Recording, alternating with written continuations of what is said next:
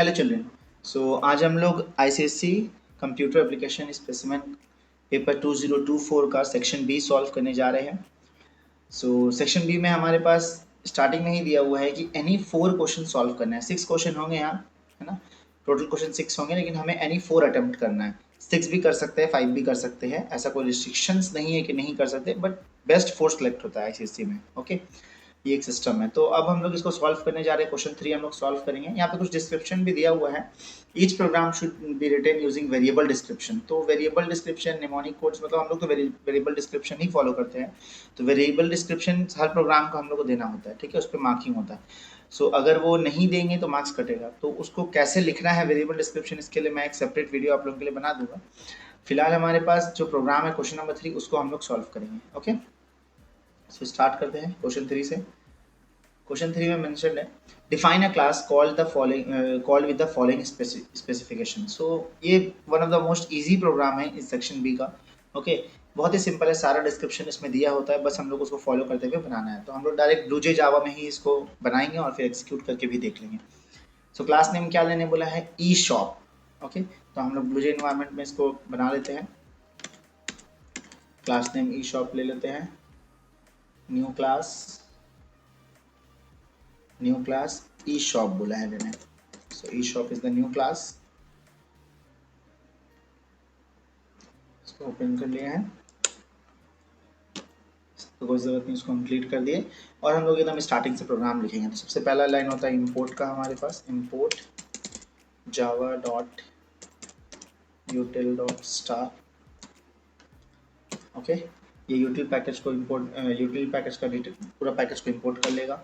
उसके बाद public class, जो क्लास नेम हम स्टार्टिंग में लिए हैं बस वही लेंगे। Okay, public class E shop. Okay, bracket open. ना जैसे जैसे डिस्क्रिप्शन देता जाएगा हम लोग बस वैसे ही इसको बनाते जाएंगे, बहुत ही इजी है। फर्स्ट पार्ट में यहाँ जो हमारे पास डिस्क्रिप्शन है, मेंबर वेरिएबल्स है हमारे पास, स्ट्रिंग नेम। नेम नाम का एक वेरिएबल हम लोग को यूज़ करना है, name of the item purchased. String name नाम का वेरिएबल हमें यूज़ करना है। तो यहाँ पे स्ट्रिंग में यूज़ कर लेते हैं, स्ट्रिंग नेम।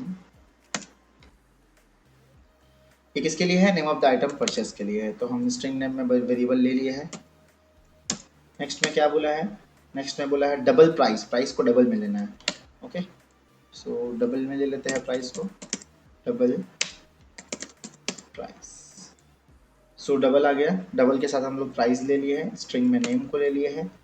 और इसके बाद हमारे पास और कोई यहाँ मेंबर वेरिएबल्स नहीं है, तो जो जो देने बोला वो हम ले लिए। ये इंस्टेंस वेरिएबल है, ये सब ले लिए है। उसके बाद मेंबर मेथड, सीधा मेथड में आ जाएंगे, बहुत ही सिंपल है। फिर उसके बाद मेथड लिख देना है, वॉइड एक्सेप्ट बोला है, तो बस पब्लिक अपने से लगा लेना है, पब्लिक वॉइड, क्या नाम बोला है यहाँ पे, एक्सेप्ट।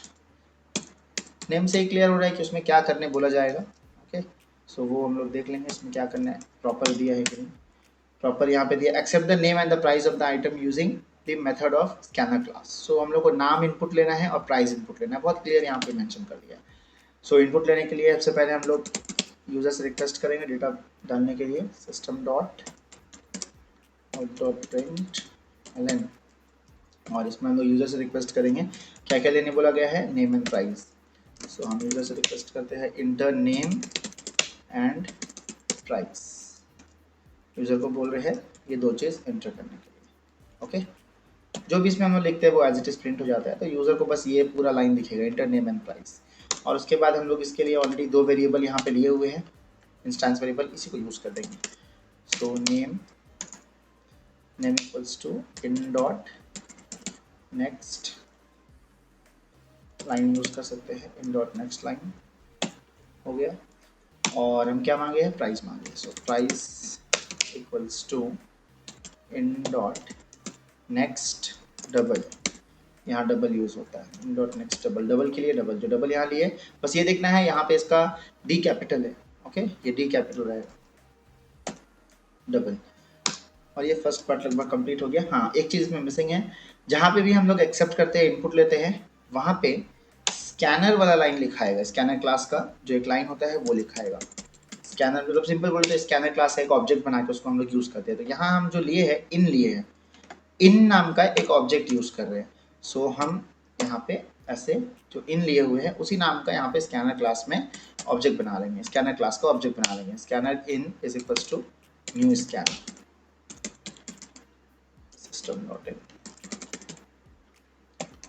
system.in।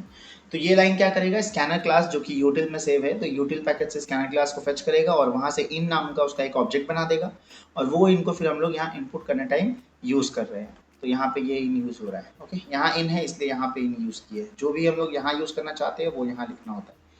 सो बाकी पार्ट सेम रहेगा और ये हमारा इनपुट का काम कंप्लीट हो गया। सो एक पार्ट हमारा कंप्लीट हो गया, नेम एंड प्राइस इनपुट हो गया। नेक्स्ट पार्ट में चलते हैं। नेक्स्ट पार्ट में कैलकुलेट करने को बोला है, तो calculate the net amount to be paid by the customer based on the following criteria. तो नेट अमाउंट कैलकुलेट करने बोला है, जहाँ पे यहाँ क्लियर दिख रहा है कि प्राइस तो है, साथ में डिस्काउंट भी, मतलब हमको डिस्काउंट भी कैलकुलेट करना है। तो अब यहाँ पे कहीं पे भी हम लोग देखेंगे, यहाँ पे कहीं पे भी डिस्काउंट नाम का वेरिएबल नहीं लिया है। तो डिस्काउंट एक लोकल वेरिएबल है जो हमको इस वाले जो अभी कैलकुलेट क्लास है, मतलब कैलकुलेट पार्ट है, कैलकुलेट फंक्शन बोलेंगे इसको हम लोग, कैलकुलेट फंक्शन है उसके अंदर लेंगे। ओके, सो बस डिस्काउंट के लिए कोई एक वेरिएबल ले लेंगे, उससे पहले हम लोग को फंक्शन लिख लेना है। So public void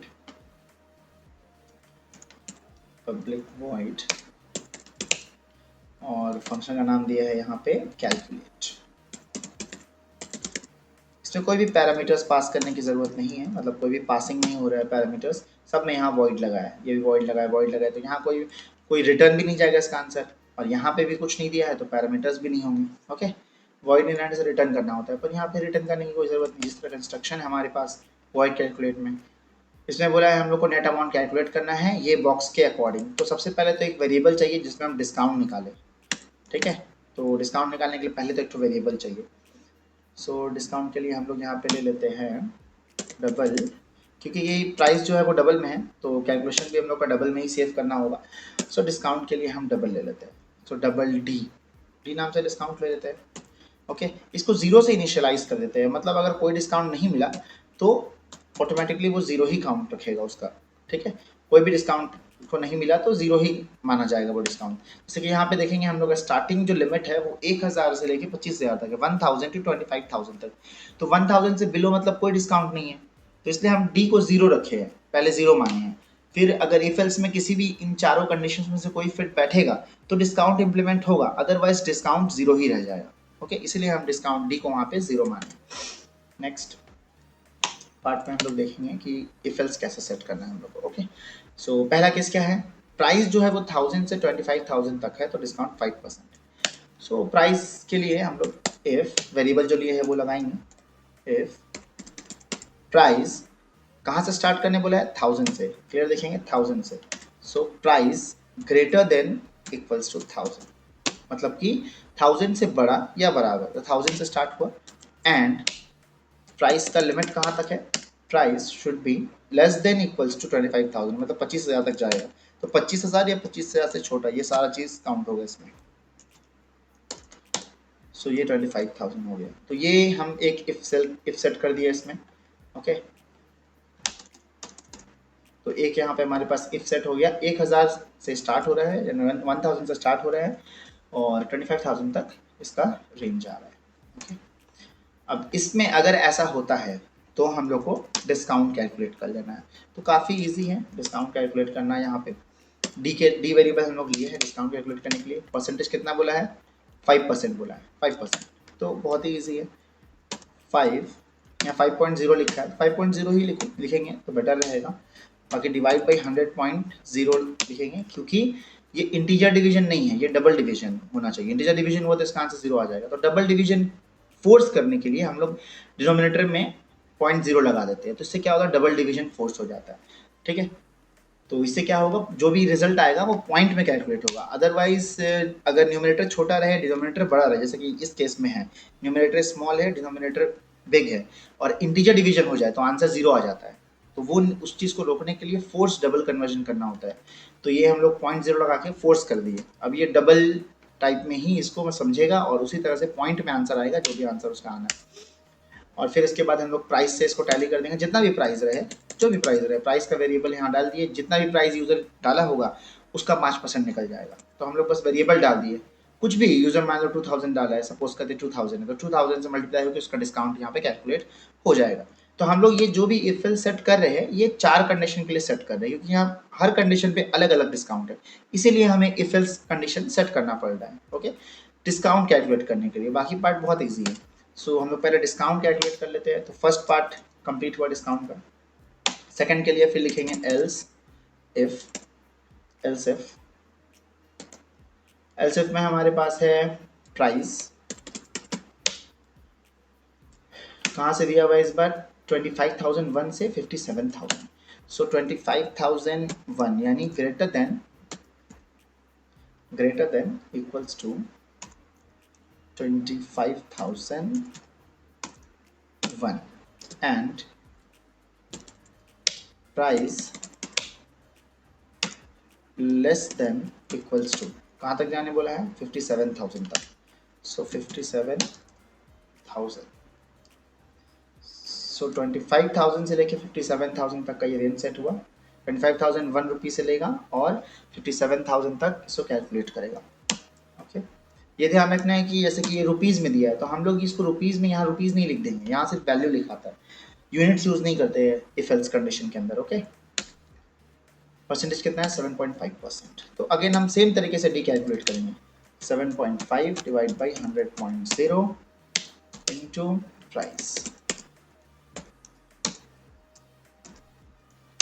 done. Next else if, okay अच्छा यहाँ पे स्पेस नहीं दिए हैं, इसको स्पेस दे देते हैं, अदरवाइज लास्ट में कंपाइलर देगा वो। ओके, प्राइस इस बार कहाँ से है 51,001 से 1 लाख तक है।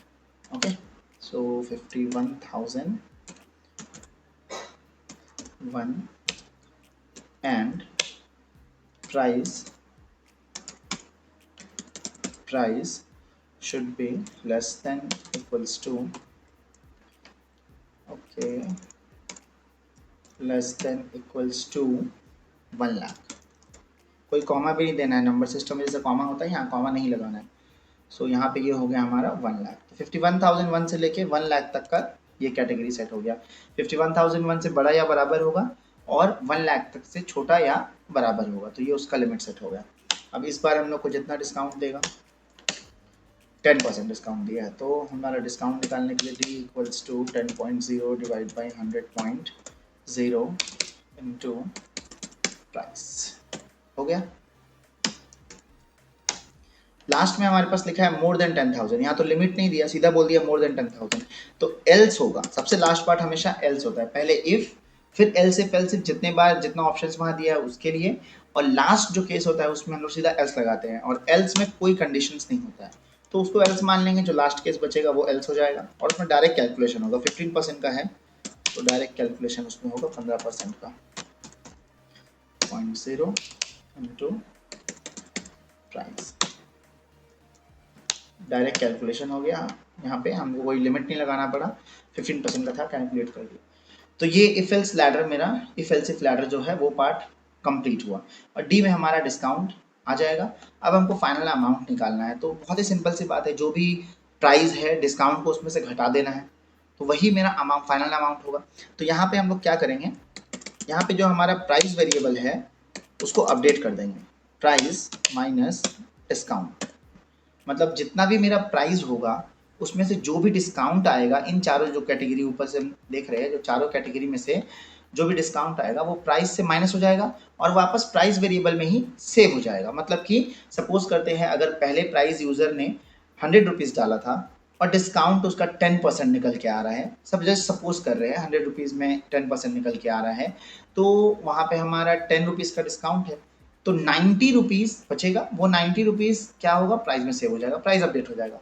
ठीक है, वैसे 10% का यहाँ पे जो लिमिट है वो 51,000 से 1 लाख के बीच का है, तो जो भी कैलकुलेशन होगा डिस्काउंट प्राइस से माइनस हो जाएगा और प्राइस वेरिएबल में ही सेव हो जाएगा, हमको नया वेरिएबल लेने का जरूरत नहीं है। वैसे हम ले सकते हैं, अगर हमको नीड है तो हम यहाँ नया वेरिएबल ले करके न्यू वेरिएबल में सेव कर सकते हैं, सपोज अमाउंट के लिए ए लेके सेव कर लिए, पर नहीं लेना बेटर है, बिकॉज प्रिंटिंग में प्रॉब्लम आएगा।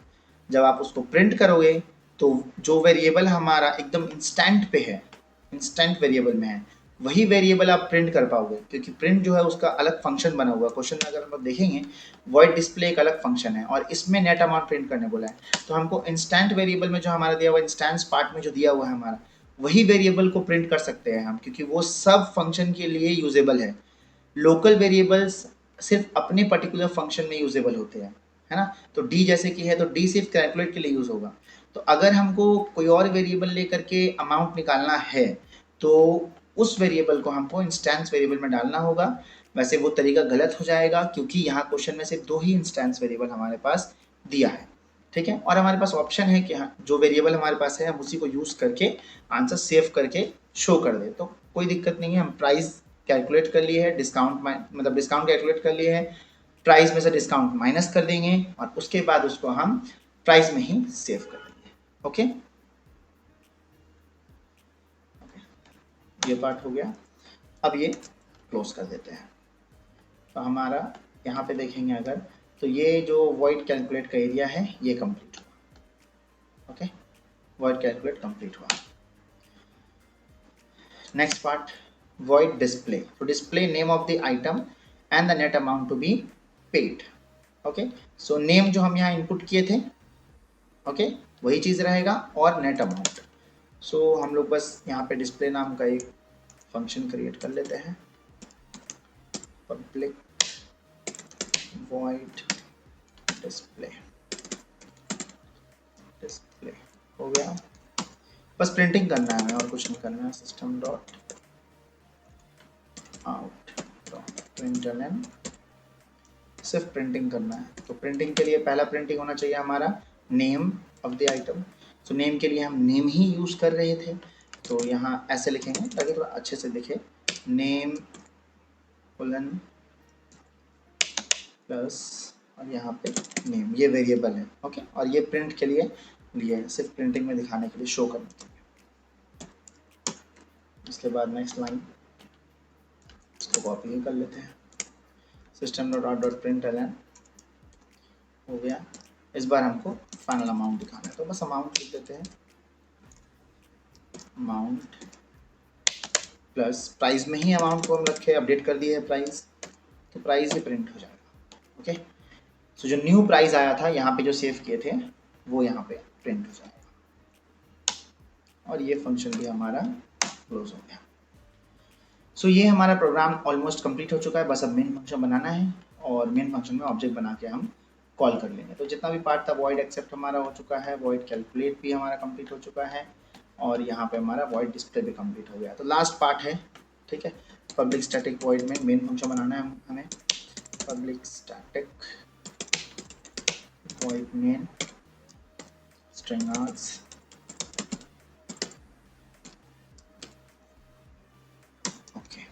मेन फंक्शन में हमें क्या करना है, जो हमारा क्लास है, क्लास का नाम से एक ऑब्जेक्ट बनाना है। कुछ भी पैरामीटर नहीं लेना है, ना ही भेजना है, कुछ नहीं करना है, बस क्लास का नाम से ऑब्जेक्ट बनाना है। तो क्लास हमारा ई शॉप नेम से है, तो इसको ऑब्जेक्ट बना के फंक्शंस कॉल करने हैं। ई शॉप ओबीजे, कुछ भी आप नाम ले सकते हो ऑब्जेक्ट का, ओबीजे हम ले रहे हैं न्यू ई शॉप।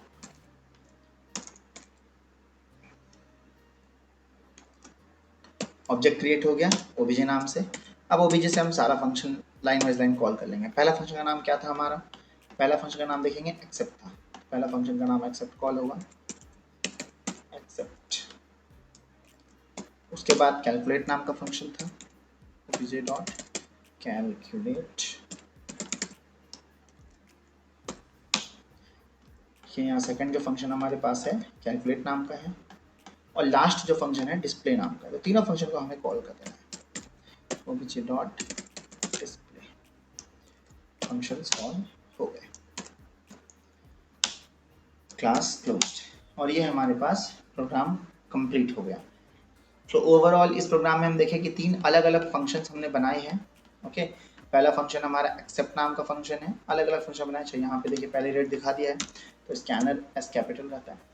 ओके, सो यहाँ पे हमारे पास 3 अलग अलग फंक्शन है, एक एक्सेप्ट जिसमें नेम और प्राइस एक्सेप्ट हो रहा है, एक हमारे पास यहाँ पे डी लिए है डिस्काउंट के लिए वेरिएबल, और कैलकुलेट नाम का फंक्शन के अंदर वर्क कर रहे हैं जहाँ पे हम इफ एल्स क्राइटेरिया यूज़ किए हैं और उसके बाद हम लास्ट में यहाँ पे फाइनल अमाउंट निकाल दिए है उसी फंक्शन के अंदर और डिस्प्ले में बस हम प्रिंट कर दिए। ये हमारा काम कंप्लीट हुआ डिस्प्ले का। और उसके बाद हम बारी बारी एक्सेप्ट कैलकुलेट डिस्प्ले को कॉल कर दिए। देखते हैं कंपाइल एरर कुछ इसमें है कि नहीं। सिंटेक्स एरर देख लेते हैं, हमें कोई भी सिंटेक्स एरर इसमें नहीं मिल रहा। ओके, तो ये प्रोग्राम सेव हो गया। अब हम लोग इसको रन करके देखते हैं। एग्जीक्यूशन पे चलते हैं। ई शॉप आ गए। So enter name and price. So name हमारे पास लेते हैं लाइक शुगर, ठीक है, नेम आ गया शुगर। और प्राइस डाल देते हैं अराउंड 1000 डाल देते हैं, या 1500 डाल देते हैं, 1500 डाल देते हैं। देखते हैं क्या कैलकुलेशन है। शुगर, इस पर डिस्काउंट लग के फाइनल अमाउंट कितना आया 1425, 1425 इसमें आया डिस्काउंट लगे, 75 रुपीज़ का डिस्काउंट हो गया। 1500 हमारा किस कैटेगरी में जा रहा था देखते हैं। 1500 हमारा इस कैटेगरी में जा रहा था, मतलब 5% का डिस्काउंट है। 5% का डिस्काउंट हमें मिलना चाहिए। जो हमने प्रोग्राम लिखा था उसके अकॉर्डिंगली 1500 जो है इफ एल्स के केस में हमारा फर्स्ट केस में जा रहा है 1500। 5% का यहाँ पे डिस्काउंट का कैलकुलेशन हुआ है। तो हमने 1500 लिया था, उसका 5% हम लोग निकाल के देख लेते हैं कैलकुलेशन सही से हुआ है कि नहीं हुआ है। सो 1500 इंटू 75 रुपीज़ का डिस्काउंट मिलना चाहिए। तो 1500 में से हम 75 रुपीज़ अगर माइनस कर दें